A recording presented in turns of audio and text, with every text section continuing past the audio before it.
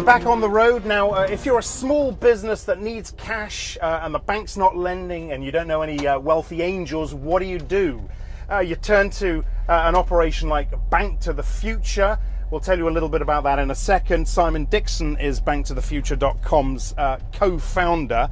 Good to have you in the cab. You've got a loop of Canary Wharf to sell this one to us. You launched 3 weeks ago. What'd you do? Yeah.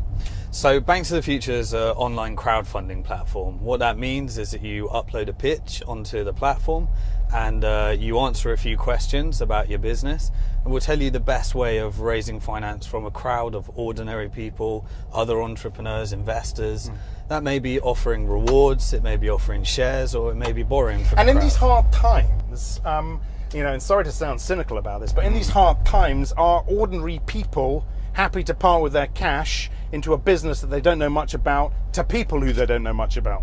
Well, it depends what they're actually investing in. So everyone that comes on our platform, they normally reach out to their own social media contacts. So it is people that know each other. But you can invest as little as £10. So you can invest for rewards, where you might get a product that you would be buying at a discount and contribute to the product. You can invest for shares, which is high risk, high return.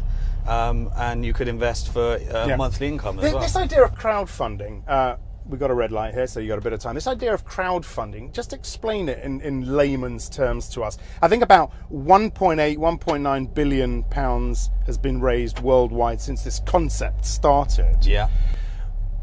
How much bigger can it get? Well, at the moment, if you look at lending from banks to SMEs, they lend in the UK about 44 billion. That's shrinking about 8% per year. The crowdfunding market is now worth 1.8 billion, and that's been growing at about 367% per year. Okay, what happens though when the banks start lending to SMEs again? Do companies like yours go out of business? No, I don't believe that banks are going to start lending to SMEs again. They much rather lend for property, for credit cards. When it comes to limited liability business, they're not interested unless the government's forcing them to do it. So what kind of businesses are you working with now? And how many have you got on board raising funds? Yeah, so we're 3 weeks young. We've had 85 grand pledged through the platform so far. We're working very closely with 10 businesses. We've got another 20 or 30 on the way over the next few weeks. Okay, and you make your money how? You take a cut, do you? Yeah, we take a success fee. If they raise the finance, we take a 5% success fee. If they don't raise the finance, then we don't get anything. And are you making a business, a living out of this right now, or are you relying on your own funding, your own angels? Yeah, so we raised finance for the business, and we're not in a profitable stage yet. How much did you need to raise? We raised 150 grand on our own platform, and we put a lot more money in as well. And did you do that through crowdfunding as well? We did, yeah. So we actually were in a scenario where at the very last week we got our investors were trying to look for a little bit more equity. So we had a deal negotiated.